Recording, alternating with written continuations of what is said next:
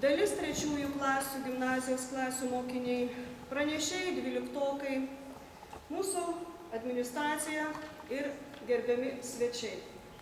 Poetė, Seimo narė Dalia Teišerskytė,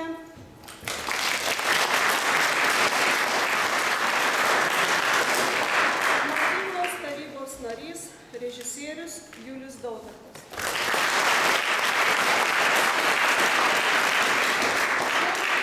Žodį suteiksime direktoriai, kuri mus supažindins, perskaitys Švietimo ir mokslo ministro profesoriaus Dainiaus Pavalkio sveikinimo žodį.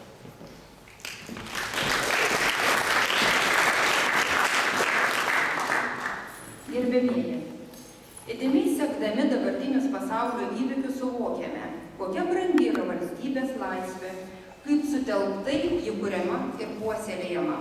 Prisimindami mūsų valstybės istoriją, įsidėmėję praeitį ir jos pamokas, ryžtingai žvelgkime į ateitį. Susitelkime bendram tikslui pažangios, veržlios šalies kūrimui. Šalies, kuri saugoja savo protėvių kalbą ir žemę ir kuri nuo seno svetinga kitoms tautoms. Mielas jaunime, kviečiu ryžtingai prisidėti prie nepriklausomos Lietuvos kūrimo. Lietuvai reikia jūsų veržlių idėjų ir drąsos jas įgyvendinant. Valstybę auginame kasdien ir kiekvienas. Sveikinu kovo 11-osios visiems mums brangios šventės proga. Švietimo ir mokslo ministras profesorius Dainius Pavalkis.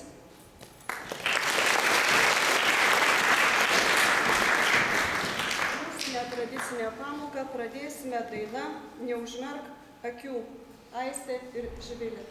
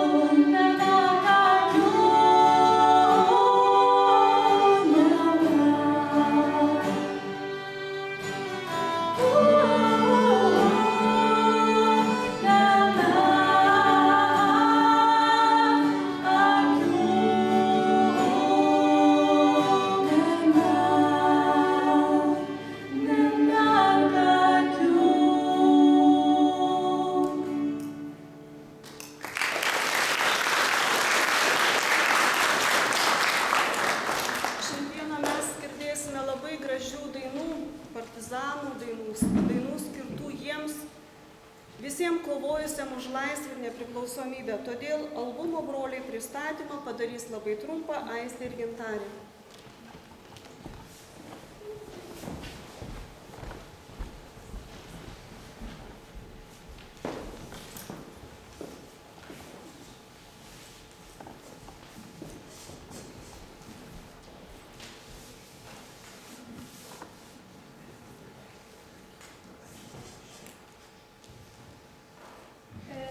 Šiandien mes pristatysime jums grupę Skylė.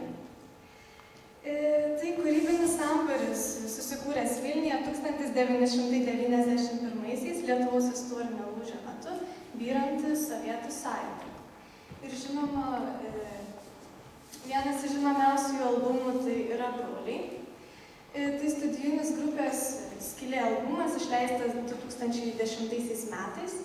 Tai teminis albumas skirtas 1944–1953 metų Lietuvos laisvės karų dalyviams atminti.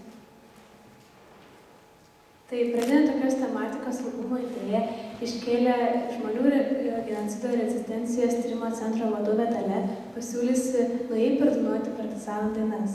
Taip pat vėliau perskaitytas ir garsaus partizano Liongino Valiukevičiaus Dzūko dienoraštis paskatino šią grupę sukurti savo albumą ir taip pareikšti pagarbą.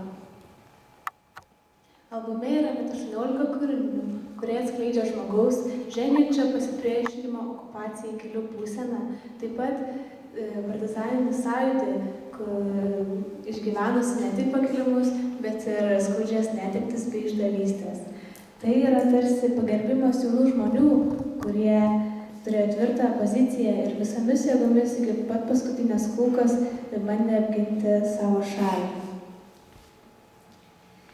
Koncertinė programa Broliai buvo atlikta 2010 metais ne tik didžiuosiuose Lietuvos miestuose. Šį koncertą pamatė ir Radviliškio, Marijampolės, Jurbarko, Biržų, Varėnos gyventojai. Projektas Broliai skirtas Lietuvos laisvės kovotojų atminimui pagerbti, todėl šis projektas stengiasi įtraukti regionų jaunimą taip, kad jaunam žmogui tai būtų artima, kad jis pats jaustųsi projekto dalimi. Ir žinoma, už tai grupė Skylė gavo 2012 metais Liepos 6 apdovanojimą valstybingumo dienos proga. Prezidentė Raukai Raistė įteikė apdovanojimus ordino už nuopelnus Lietuvai medalius. Čia galima pamatyti, kaip įteikiami medaliai.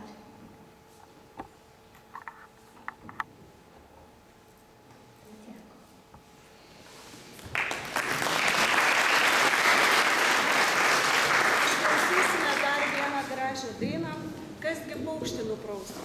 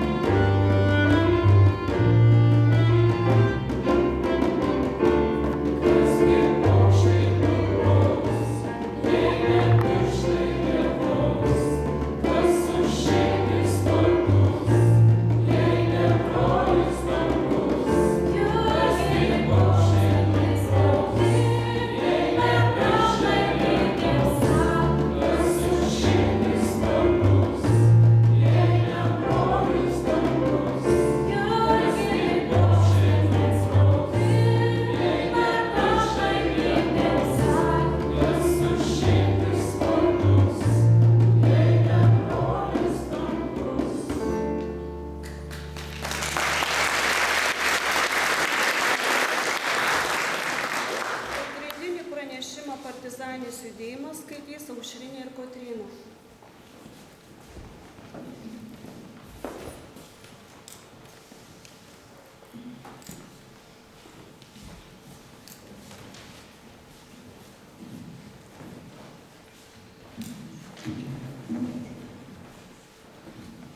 Tai šiandien mes jums norėtume pristatyti projektą apie partizanų gyvenimą ir kovą 1944–1953 metais.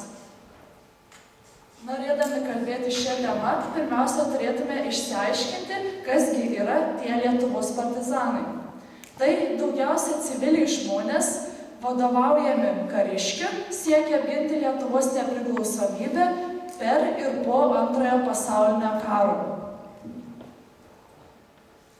Sužinoję, kasgi yra tie partizanai, dabar sužinosime, kokios buvo šio karo priežastys. Tai pati pirmoji ir bene pagrindinė, tai ankstesnė sovietinės okupacijos patirtis, įskaitant ir didžiausias 1941 metų tremtis, kai lietuviai nepasipriešino SSRS okupacijai ir priėmė jos tarsi draugus. Taip pat partizaninio sąjūdžio kilimas vokiečių okupacijos metais. Lietuviai jau buvo pasimokę, kad nereikia nuolaidžiauti okupantams ir jau Vokietijos okupacijos metu jie pradėjo šią kovą. Daugelis lietuvių tikėjosi sulaukti pagalbos iš vakarų, nes buvo tikėtasi ginkluoto vakarų ir SSRS konflikto. Gaila, bet jis neįvyko.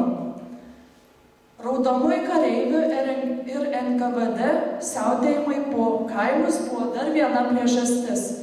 Ištisi kaimai buvo sudeginti ar visiškai nuniokoti.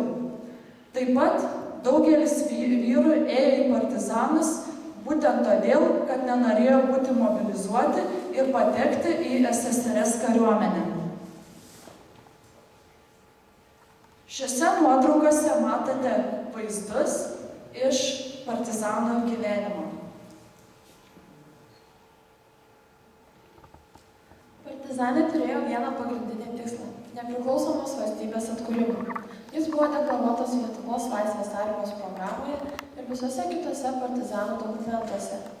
Buvo suformuluotos tokios užduotys siekiant nepriklausomybės – laikinai perimti savo rankas krašto ir civilinę valdžią, skatinti kiekvieną Lietuvos pilietį nešti indėlį laisvinant kraštą nuo okupantų, ugdyti lietuvių tautiškumą, nepriklausomybės troškimą, kultūrą, dorovę, demaskuoti išdavikus, jų darbus ir neleisti jiems plėsti savo veiklos, kovoti su nusikaltimais, rūpintis visuomenės saugumu.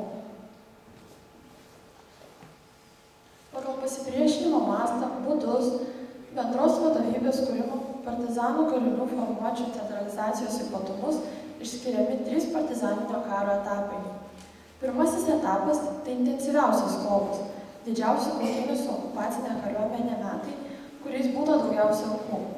Kartu tai ir metai, kai netrūko ryžto, tikėjimo, pergalė. Partizanai miškuose telkėsi po 100 ir daugiau, įsirengdavo gerai tvirtintas stovyklas, neretai nakčia apsistodavo nuošalesnėse kaimuose. Jie užpuldavo mažesnius miestelius, sunaikindavo okupacinės valdžios įstaigas, nuginkluodavo valdžiose įsikūrusių naikintojų būrius, išlaisvindavo suimtuosius, sunaikindavo mobilizacijos dokumentus, prievolių žiniaraščius. Tačiau skaudžios netektis 1944–1945 metais žuvo apie 10 000 kovotojų, vertė partizanus keisti kovos taktiką. Todėl antroji partizaninio karo laikotarpiu imta vengti atvirų kautynių su daug gausesniais NKVD kariuomenės daliniais. Partizanų būriai išsiskirstė mažesnėmis grupelėmis, vietoj tvirtintų stovyklų miškuose ar gyventojų sodybose įsirengė gerai užmaskuotus bunkerius. Šiuo laikotarpiu aktyviai buvo kuriama bendra pasipriešinimo vadovybė, nusistovėjo organizacinė pasipriešinimo junginių struktūra, imta ieškoti ryšių su vakarais. Miškuose liko tik apie 4 000 partizanų, tačiau tai buvo visiškai apsisprendę pasiryžę nesitraukti žmonės. Trečiame partizaninio karo etape, kai pasipriešimas jau silpo ir tik apie 2000 partizanų tęsė aktyvią kovą, pogrindžiui pavyko suvienyti Lietuvos patriotinės jėgas į vieningą organizaciją, sudaryti bendrą karinio ir politinio pasipriešinimo vadovybę. Daugiausia dėmesio šiuo laikotarpiu buvo skiriama LLKS dokumentų rengimui, propagandiniam darbui, spaudai. Tai yra tokie veiklai, kurie siekta ugdyti tautinę ir valstybinę savimonę, palaikyti visuomenės tikėjimą sėkmingą kovos praeitimi, pasakyti jai, mes dar esame, mes gyvi. Pristatant partizanus tiesiog neįmanoma nepaminėti pagrindinio jų vado, tai yra Jono Žemaičio Vytauto. Jis buvo ne tik Lietuvos partizanų ginkluotojų pajėgų vadas bei organizatorius, tačiau ir pasipriešinimo Lietuvos okupacijai koordinatorius. 2009 metais, kovo 11 dieną, vienašaliu Seimo sprendimu buvo pripažintas 4. Lietuvos prezidentu. Taip pat svarbu paminėti Adolfą Ramanauską Vanagą. Tai Lietuvos pedagogas, žurnalistas, karininkas, rezistentas, kovotojas už nepriklausomybę, partizanų vadas, brigados generolas. Prasidėjus antrai sovietų okupacijai 1945 metais, balandžio 25 dieną tapo partizanu. Jam buvo suteiktas partizanų pulkininko laipsnis, apdovanotas 1 laipsnio laisvės kovos kryžiumi. Vienas iš nelegalios partizanų spaudos organizatorių, leidėjų ir redaktorių. 1957 m. rugsėjo 24-25 dienomis Vilniuje posėdžiavęs LTSR aukščiausiasis teismas jam skyrė mirties bausmę.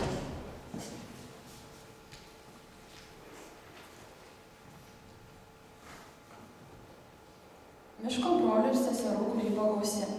Dalis kūrinių liko niekam nežinomi, sunyko paslėpti, o tie, kurie išliko, liudija stiprią kovojusių dvasią, aktyvų žodžio dalyvavimo pasipriešinime.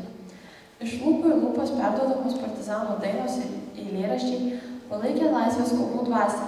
Partizanų kūryboje girdime ryžtingą toną, eiliuotai įrašoma kovų istorija. Minimi partizanai didvyriai, pateikiami konkretus faktai, aplinkybės. Reikia prisiminti, kad eilėraščius kūrė dainas dėjo neprofesionalai, dažnai rašyti tik raštingo, prasilavinusio žmogaus, norinčio rašyti kruvinus istorijų žingsnius, kad jie išliktų. Kūrinius pasirašinėjo slapyvardžiais – Vytenis, Žilvytis, Aušrė, Verželis, Milga ir kiti. Didžiausia vertybė – tėvynė, o kovos tikslas – tėvynės laisvė. Tėvynė eilėse iškyla kenčianti, vargstanti, pavergta, bet jos laisvės ateitimi net nesuabejojama. Eilėraščiuose kreipiamasi į Dievą, prasmingiausia mirtis už tėvynę. Vienas žymiausių partizanų poetų yra Bronius Krivickas. Jis yra Lietuvos rašytojas, literatūros kritikas, vertėjas. 1945 metais jis nepasitraukė iš Lietuvos, o stojo į partizanus. Įsijungė į partizanų būrį veikusi Nemunėlio, Radviliškio apylinkėse ir Skaistkalnės miškuose, kur jau partizanavo du jo broliai. 1948–1949 metais buvo partizanų būrio vado pavaduotojas. Žuvo KGB užverbuotam Aukštaitijos partizanų vadui Kimšui Žalgiriui jį išdavus. Šioje nuotraukoje Bronius Krivickas sėdi per patį vidurį. Partizaninio karo pasekmės buvo skaudžios. 20 000 žuvusiųjų ir apie 200 000 ištremtų į Sibirą. Tačiau 1945 m. kovo 3 dieną JAV valstybės sekretorius paskelbė, kad Amerika tebelaiko Estiją, Latviją ir Lietuvą nepriklausomomis valstybėmis. Juozo Lukšos išvesti partizanų dokumentai parodė pasauliui, kad Lietuva kovoja su okupantu, nepripažįsta okupacijos, sovietinės valdžios rinkimai yra fiktyvūs, Lietuva išlaikoma SSRS sudėtyje okupacinės kariuomenės pagalba. 1944–1953 metų partizanų kova neatnešė laisvės Lietuvai, bet sukliudė ją kolonizuoti, buvo sugriautas mitas apie savanorišką Lietuvos įsijungimą į Sovietų sąjungą. Jonas Aistis kartą pasakė, kiekvienoje tautoje pereinamaisiais visuomenės persitvarkymo laikotarpiais viena visuomenės dalis sukyla prieš kitą, ieškodamas arba gindamas skirtingas visuomeninio gyvenimo formas. Bet itin skaudu matyti tautoje kovą tarp savųjų, svetimiesiems viešpataujant, o toks iš dalies yra buvęs lietuvių partizanų karas prieš okupantus. Juk tikriausiai visi žinome, kad partizanai turėjo ne tik pasipriešinti SSRS kariuomeniai, tačiau atsilaikyti ir prieš stribus. Tai yra lietuvių žmonės parsidavusius SSRS kariuomeniai. Baigdamos pristatinėti šį projektą, norėtume jums kiekvienam asmeniškai užduoti vieną klausimą, apie kurį turėtumėte pamastyti. Kokioje valstybėje dabar gyventume, jei nebūtų atsiradę tokių drąsių žmonių kaip partizanai? Ačiū mergaitėms.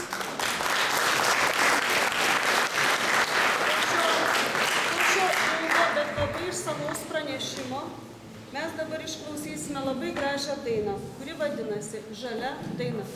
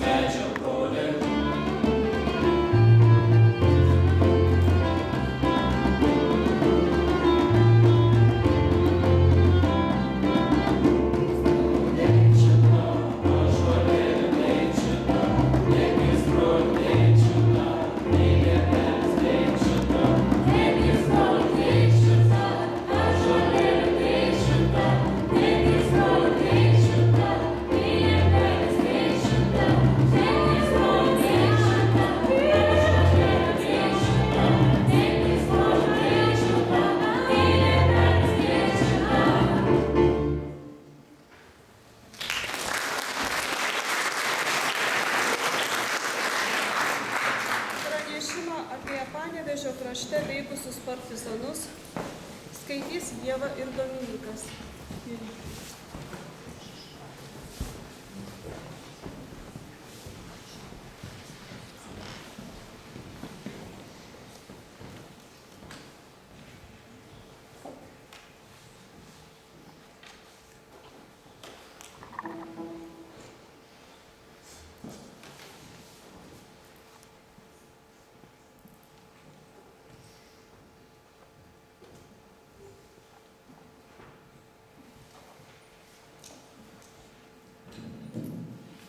Lyčio apygarda.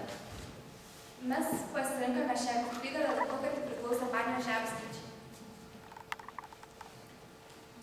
Pirmieji partizanų junginiai kūrėsi Panevėžio krašte 1944 metais. Lyčio apygardos įkūrimas vokiečių okupacijos metu veikusių pasipriešinimo organizacijų rezultatas. 1945 metais Lyčio apygarda susivienijo su Ukmergės ir Panevėžio apskritimis.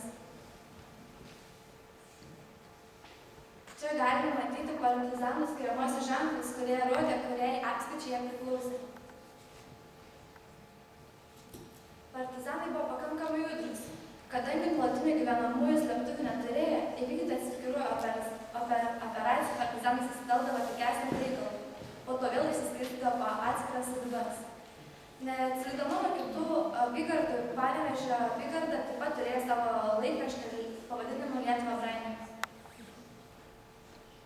Čia matome partizanų pratybas, kadangi partizanai buvo ne tik buvę Lietuvos karininkai, tačiau ir mokytojai, valstiečiai, taigi kiekvieną dieną treniravosi ir mokėsi, kaip reikia valdyti ginklą, kovoti ir ginti savo tėvynę. Vyčio apygarda priklausė Rytų Lietuvos Mindaugo karaliaus sričiai. Vyčio apygardą sudarė dvi rinktinės – Briedžio ir Krištopaičio. Šios dvi rinktinės buvo sujungtos į vieną bendrą Gedimino rinktinę. Dabar mes pristatysime žymiausius apygardos vadus. Juozas Krištaponis gimė Ukmergės apskrityje. Jis baigė pirmą Lietuvos prezidento karo mokyklą, jam buvo suteiktas Lietuvos laipsnis. Taip pat jis tarnavo antrame pėstininko didžiojo Lietuvos kunigaikščio Algirdo pulke. Jis buvo patriotas ir nekraščiuojantis karys. Juozas Krištaponis buvo sportininkas, lengvaatletis. Tai buvo aukšto ūgio, gražus, gražiai augęs žmogus, turėjęs daug sportinių apdovanojimų, sukūręs šeimą. Užulnės miške pirmojo Vyčio apygardos partizano vado žūties vietą pastatytas atminimo kryžius. Danielius Vytelis Briedis gimė Panevėžio apskrities Gelžių kaime. Vytelis baigė šitos progimnaziją ir įstojo į Kėdainių kultūros ir technikos mokyklą, bet jos nebaigęs pradėjo mokytis karo mokykloje. Jo vadovaujami partizanai užėmė Sėskių miestelį ir išvadavo iš šaržinės suimtus gyventojus. Briedis tapo Vyčio apygardos vadu, kadangi apygardos štabas neturėjo skyrių, neleido įsakymų, instrukcijų, Vytelis pats nuolat lankė partizanų biurus, žodžiu duodavo vadams nurodymus, palaikė ryšius su kaimynų partizanų junginių vadais. Alfonsas Smetonas Žygaudas. Jis gimė Panevėžio apskrities Kristonos kaime, buvęs policininkas, jam vadovaujant buvo įkurtas Krištaponio ir Briedžio rinktinės, užmegzė glaudžius ryšius su Rytų Lietuvos karaliaus Mindaugo partizanų srities vadovybė. Smetona žuvo su 3 bendražygiais ir davus bunkerį Panevėžio apskrityje. Mykolas Šemežys Aras. Jis gimė Kėdainių apskrityje, Steponos kaime. Šis buvęs partizanas vėliau buvo rajono paskirtas Vyčio apygardos Briedžio rinktinės vadu. Žymiausi mūšiai. 1944 spalį Briedžio vadovaujami kariai užėmė Sėskį miestelį ir išlaisvino kalinius. 1945 metais mūšis su NKVD kariuomenė Užulėnų miške. Partizanams vadovavo Juozas Krištaponis. 1953 metais apsuptis prie Dangrauskų sodybos. Šiame mūšyje žuvo brolis Vitė, kuris tuo metu vadovavo partizanams. Kaip ir kitos Rytų Lietuvos apygardas, Vyčio apygarda neišvengė sovietinių ginklų ir apygardos kūrime įsiskverbė agentas. Apygardos vadas Vaitelis į sovietus agentų Juozu Margaliu Ereliu užmezgė ryšį jo pasitikėjo, nes jie buvo senai pažįstami. SSRS pradėjo partizanus legalizuoti, tai yra sovietų patirtais dokumentais leido jiems apsigyventi miestuose ir laukti, žinoma, visi jie buvo suimti neišvengta išdavysčių ir vėliau, ypač kai sovietų kankinimo psichologinio smurtu neatlaikė suimti partizanai. Jie stydavo bendradarbiauti su SSRS. Paskutinis apygardos vagnis Bronius Bitė šiais metais mirė ir tai buvo vadinama Vyčio apygardos egzistavimo pabaiga. Vyčio palikimas. Įkurta Vyčio apygardos 5 rinktinė Panevėžyje, didelė dalis rinktinės nariai gynė Lietuvos parlamente tragiškai sausio 13. Rinktinės profesinės karos tarnybos kariai ir savanoriai dalyvauja karinėse pratybose bei įvairiuose mokymuose Lietuvoje ir užsienyje. Pat Vyčio apygardos 5 rinktinėje vyksta kultūrinis gyvenimas, skatinama politologija bei dvasinio pilietinio ugdymo paskatos.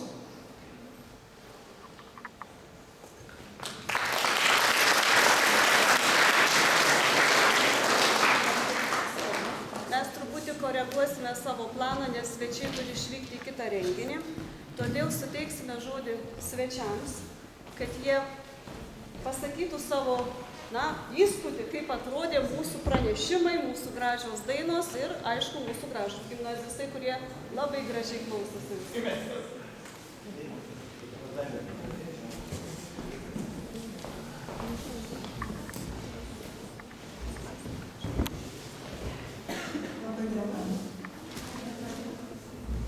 Tiesiog truputį pavydžiu to, kas šiandien čia vyksta.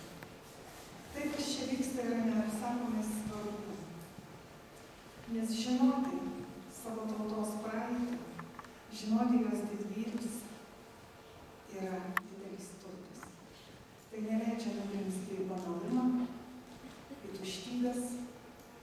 Tai įsako tęsti tą vidinę kultūrinę, intelektualinę kovą savo viduje, savo širdyje ir niekada nepamiršti tų, kurie iškovojo šitą dieną, šitą gražų vidurdienį, kai jūs visi tokie tobuli ir nuostabūs susirinkote į šitą erdvę, į šitą nuostabią gimnaziją ir galite kalbėti tai, ką norite. Galite būti tokiais, kokie nori. Tai yra nuostabu ir šlovė mūsų tautos didvyriams. Taip jau atsitiko mano gyvenime, kad mano šeimos likimas yra labai tampriai surištas su generolo Žemaičio šeimos likimu. Mes irgi gyvenome Šiluvoje. Žemaičio sesuo Kotryna ir mano mama Kotryna buvo geriausios draugės, mokytojas. Ir aišku, kad abi buvo ryšininkės ir mamos brolis Kazelis tarnavo Žemaičio būryje, buvo nušautas, numestas Šiluvoje ant grindinio ir mano garsioji senelė dvarininkė irgi Kotryna Rašinienė, eidama pro šalį turėjo atpažinti Lavoną.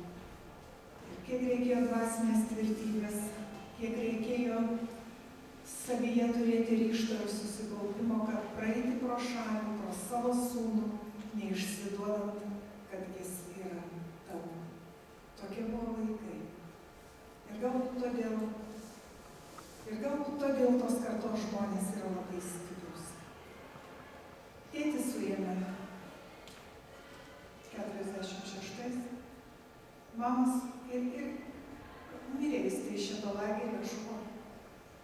Nemačiau aš jo niekada ir visą gyvenimą ilgėjausi ir dabar liūdžiuosi tėvą, kurio niekada neturėjau. Taip kad jums dar viena pamoka. Gerbkite ir mylėkite tuos, kurie išleido visą šitą neapsakomai gražų ir šviesų pasaulį pačiu laiku. Mama su vyresniais, važiuojant į mokyklą, suėmė ir irgi išvežė. Mes likome su senelė, 3 mažiukai, bet ir mus išvežė iš pasakas. Ir aš 9 metus augau Taigoje. Iš pradžių mokiausi, baigiau 7 klases, po to dirbau. Būdama 13,5 metų išėjau į Taigą su pilvuku ant peties. Karūna nenukrito, išmokau dirbti, išmokau kentėti, išmokau būti išdidi, ori ir nepalenkiama, ko ir jums visiems linkiu.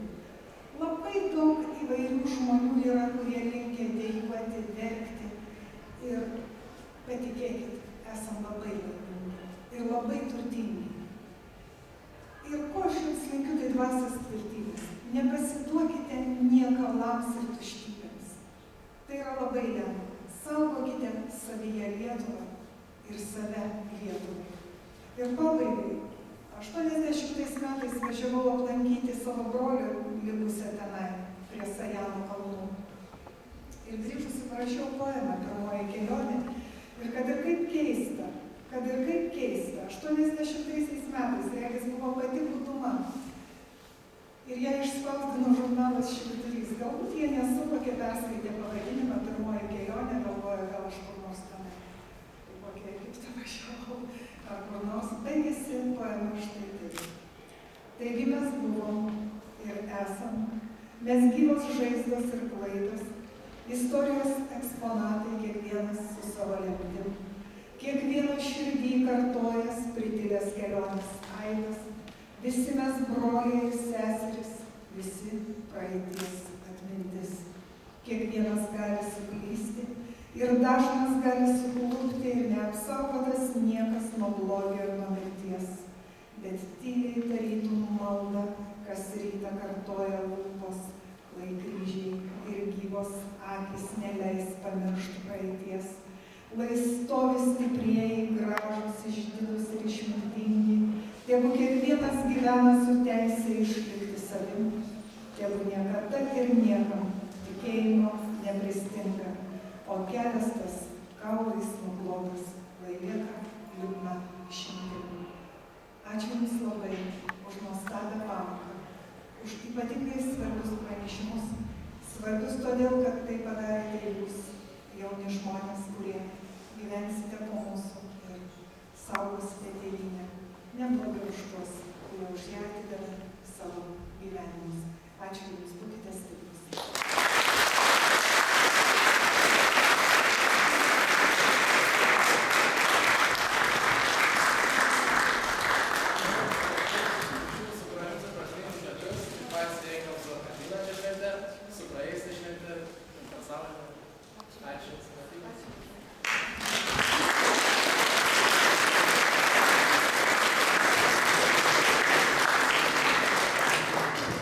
Na tai su kovo 11, su laisva diena laisvės. Žinot, tikrai, ką Dalia pasakė, esu tiesiog laimingas, nes šitą dieną prisiminsit patys. Patys prisiminsit, kadangi viską patys padarė.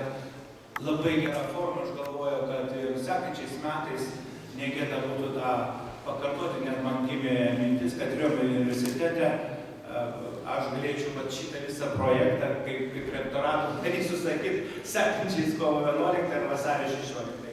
Bet žinot, ką aš noriu pasakyti, ką miela Dalia pasakė. Mano irgi likimas tampriai surištas, žinoma, aš jau pokarinis vaikas, bet mano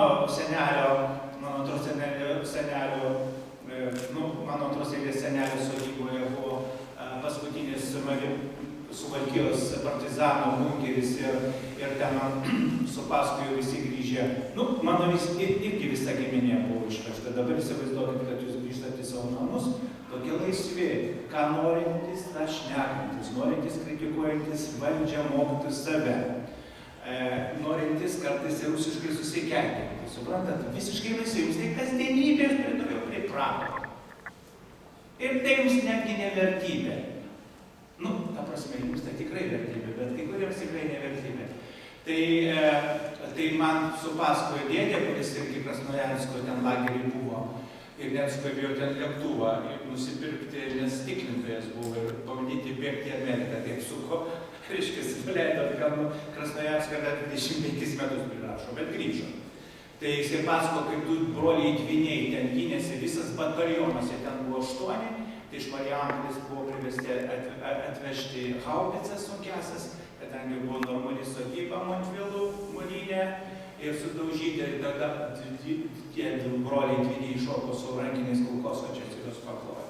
Bet žinot, kokie bebūtų filmai ir spektakliai, kurie yra tikrai puikus, nuo Žalakevičiaus, tiems nenorėjo mirti, irgi Landsbergio Vytauto jaunesnio bunkeris, kuris kalba apie išdavystę. Tarp kito, jūs jau tai paminėjote apie Merkelį.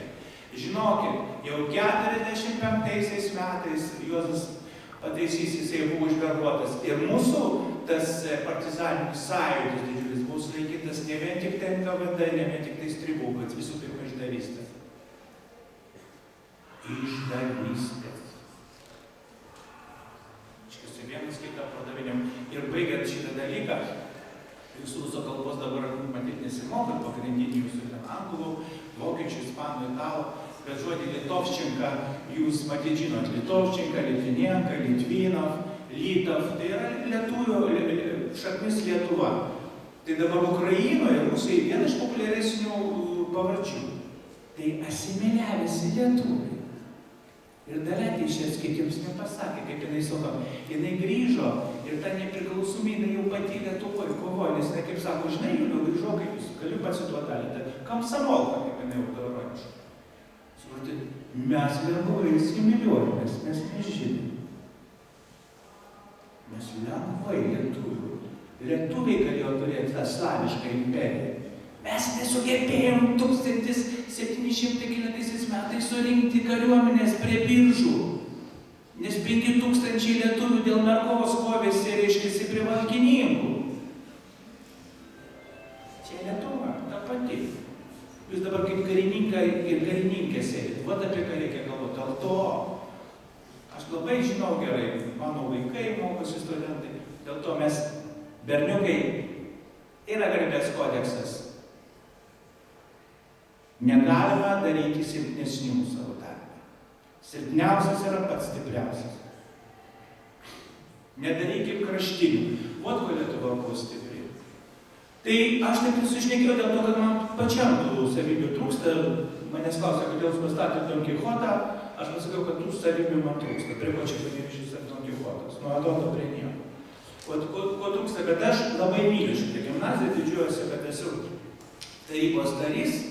Ir šitą pamoką man tikrai pačiam buvo, aš irgi turėčiau būti jūsų tarpe, tikrai priminė ir mano mokyklas Vilniuje, kur studijavau, yra puikiai mokykla, šitą formą galime ir paskleisti, tos dainos, mūsų pristatymai, bet mano tėvas amžinatilsį Vladas labai gerai pasakė apie tuos metus. Kaip žinom, kaip filmai, tai mes ten gražiuose miškuose bėgiojom su automatais, tą pušynų dzūkijoj. Jis labai gerai pasako, sūnau, uniformas pelydavo ant kūno. Uniformas. Ir kada jūs atvažiuojat, įsivaizduokit, 41 metų režimas, vaikeliai mirdavo iš bado, iš infekcijos. Tai jos pro vagono langą išplėšdavo iš motinos, kadangi jis nepaleisdavo. Pamesdavo prie geležinkelio. Jūs šitą turit žinoti.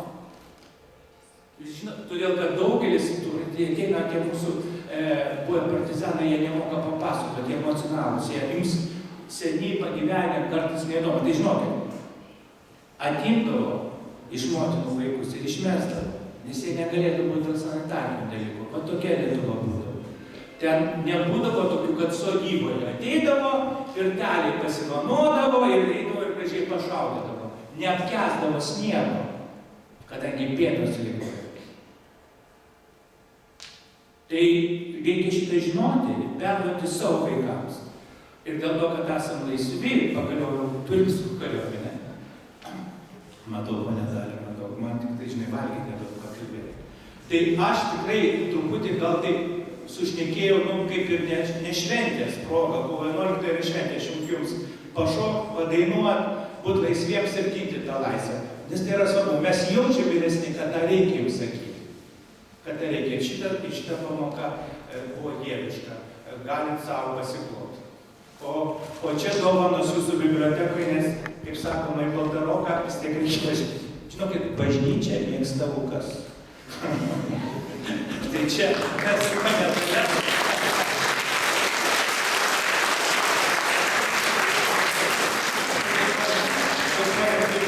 Aš kartais ir pajuokauju, su ponė Dalia aukojam Baltaroko gimnazijos bibliotekai.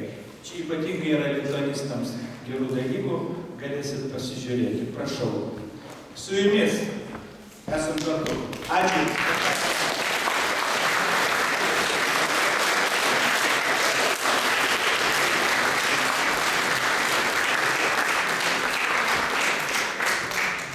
Jau važiuoju. Labai nuoširdžiai atsiprašom, kad turim išeiti, nes 2 valandą rodo filmą Emigrantė. Tai kadangi aš su senelė irgi 9 metų bėgau iš Sibiro, tai labai aktualu. Ačiū Jums, kad Jūs esate.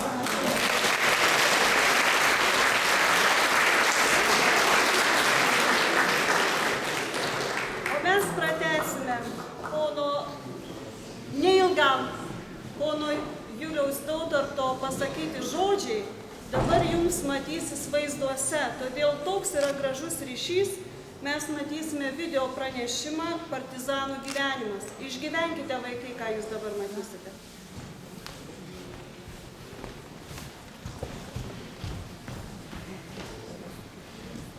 Taigi visų pirma, laba diena ir norėtume pristatyti savo kurtą video apie partizanų gyvenimą ir gerą žiūrėjimą.